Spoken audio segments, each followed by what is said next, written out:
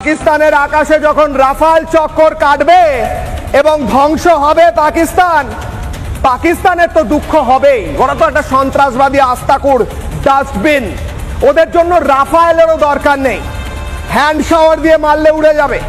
এমনকি একবার জল ছাড়া হয়েছে, সেই জল ছাড়ার পর গোটা পাকিস্তানের বড় অংশ ডুবে গিয়ে এখন হাউমাউ করছে, ভারত জল ছেড়ে দিল কেন?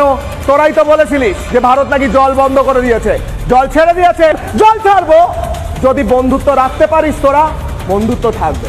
আর বন্ধুত্ব যদি রাখতে না পারিস, সন্ত্রাসবাদী দেশকে ধ্বংস করা হবে। কিন্তু আমাদের দেশের মধ্যে বসে থাকা পাকিস্তান প্রেমীদের কি হবে? এদের ঘেঁটি ধরে এরম ঘেঁটি ধরে তুলতে হবে, তুলে এরম আস্তে আস্তে নিয়ে যেতে হবে, ডাস্টবিন খুঁজে দেখতে হবে কোথায় ডাস্টবিন, নিয়ে ডাস্টবিনে ফেলে দিতে হবে এবং সেই ডাস্টবিন ত্যাগ করে পাকিস্তানে পাঠিয়ে দিতে হবে।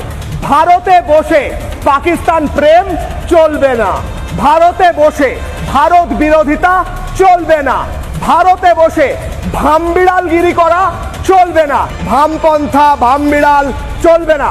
ভারতে থাকলে ভারতকে ভালোবাসতে হবে।